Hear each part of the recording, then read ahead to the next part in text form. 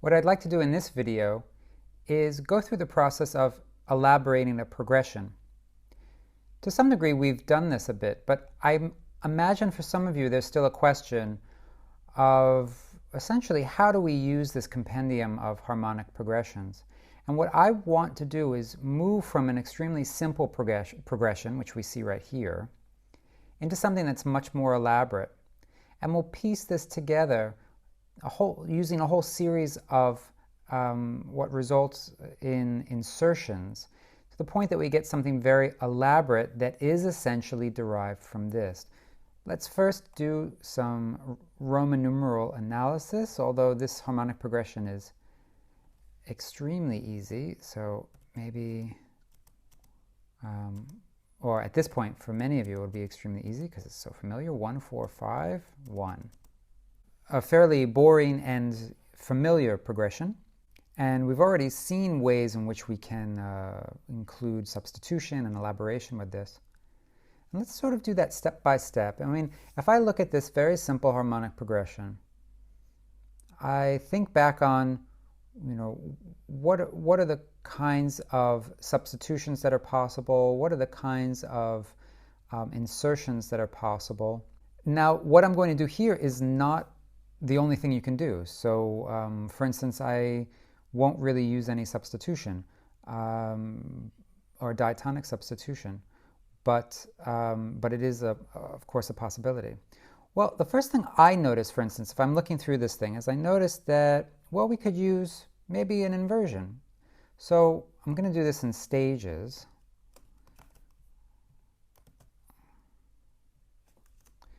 So if we have this, we could actually, well, let's move this down. And let's not go to root position here. Let's go to first inversion. We move that up there. That means we have to get that thing to not be doubled and have it go somewhere. Most commonly, you would get this. So now we have, okay, so this is one place, for instance, where I know, I could put in some kind of inversion. If we compare these two, I'll play them back. If we compare them, we can hear that there's maybe a bit more interest in this harmonic progression. It's a bit, maybe slightly more colorful than this one.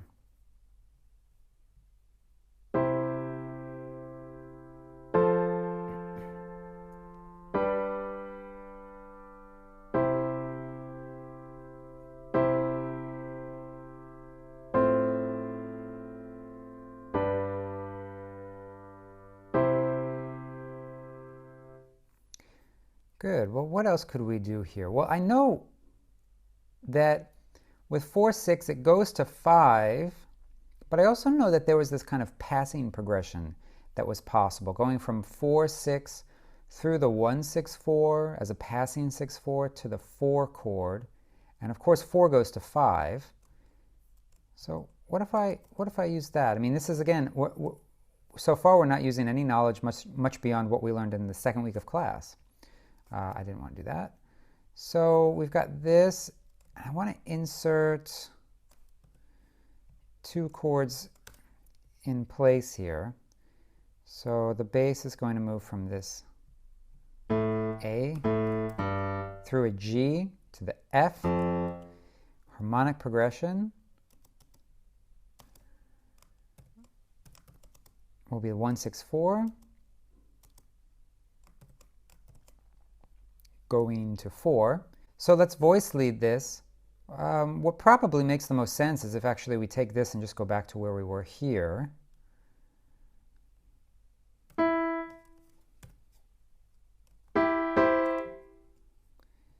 then if we go here, we get easily to the 4 chord again. And there we have 4, 5, 1. A little bit more elaborate. Nothing too fancy. Let's take a listen to, basically let's compare what starts here, the second one at bar 5 and the following one at bar 9.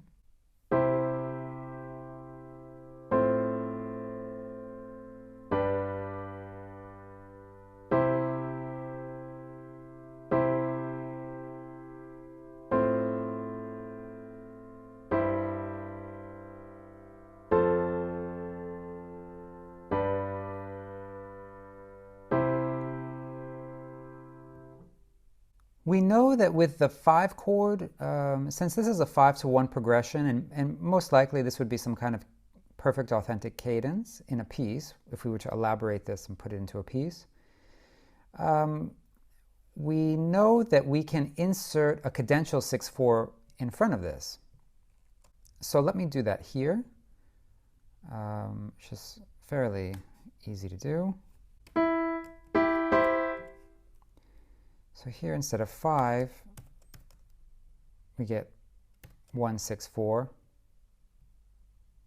Now we've got a lot of 1/6/4 in here, and what's interesting is this 1/6/4 is a passing 6/4 chord, and just a bar later it's a cadential 6/4 chord. We know that, so we know we can do this. We know we can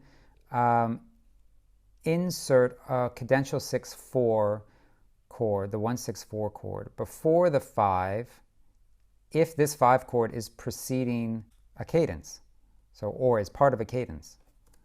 So we have that. So now let's compare this one here, starting at bar 9, and the one that starts at bar 15.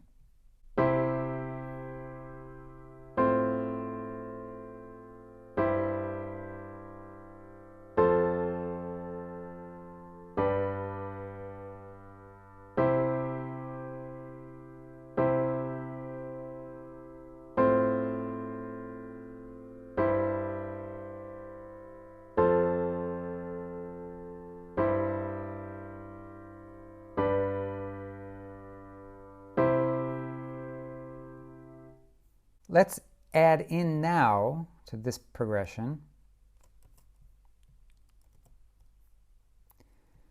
some of these progressions inside of progressions that I mentioned this week. Well, there are 2 places where I see it being possible. First is between this 1 chord and the 4 chord. And because these chords are a 5th apart downward, and between the 4 chord and the 5 chord. Now remember, this is our cadential 6/4, and the cadential 6/4 is basically a 5 chord in disguise. So we can probably go from here, pass through some kind of secondary dominant to this 1/6/4, which resolves to 5. Should work. So let's make some room for that. We know that we learned in a couple of videos ago, we can't just take this as a triad and pretend that it's the 5, the dominant chord of the 4 chord. We know we need to add the 7th. And the question becomes, well, where shall we add the 7th? Well, a big clue comes from actually the 4 chord that you're going to land on. It's in first inversion. So it would make a lot of sense to voice lead it so it goes smoothly into this first inversion triad.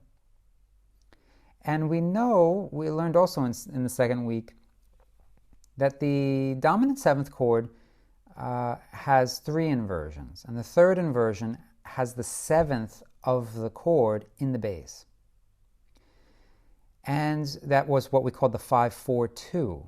And we knew that the 5/4/2, or we learned that the 5/4/2 chord almost always resolves to a first inversion 1 chord. Well, we have a first inversion chord here, and when we insert a secondary dominant in front of it, it's going to act like a 1 chord temporarily. So this is a little bit like a 1/6/4 or a 1/6 chord, a 1 chord in first inversion. So why not put our 5/4/2 chord here? Okay, so well, we have this 1 chord, which is the 5th above this 4 chord. So we need to add the 7th. The 7th is going to be in the bass. So we need to do this then. And that just gets repeated. So here we have 5/4/2 of 4 going to 4 in first inversion. So that's a nice usage of the of a secondary dominant. And notice how smoothly this bass moves. It's a very nice bass line.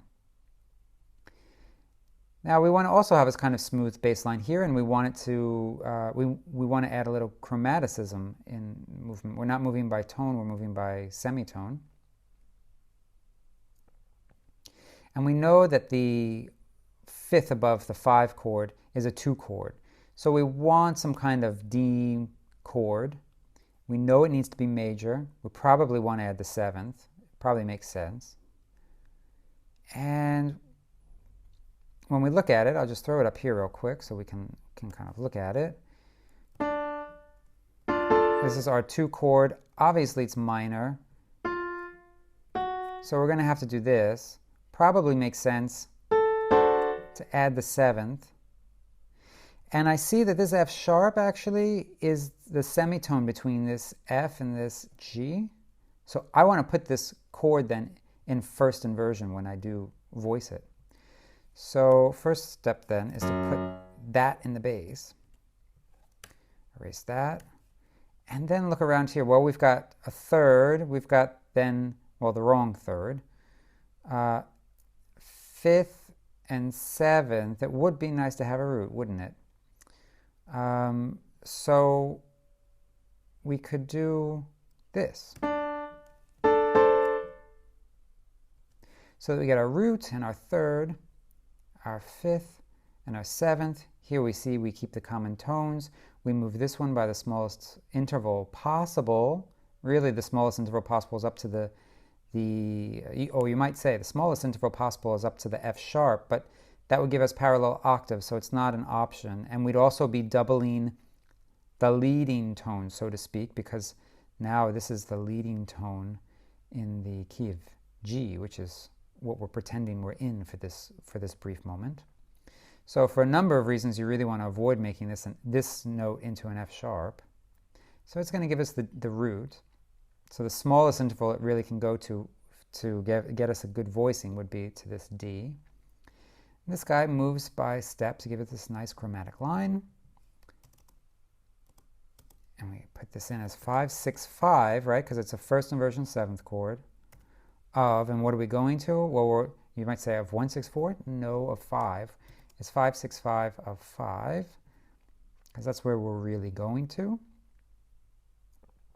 And of course, that's what this chord is. It is this dominant 7th of the G major chord or G minor chord. And in this case, G major is the dominant in C, so that's why I call it 5 of 5. Okay, good. Now let's then finally compare this this passage starting in bar 15 to the one where we've added in some secondary dominance with nice voice leading. It starts in bar 22.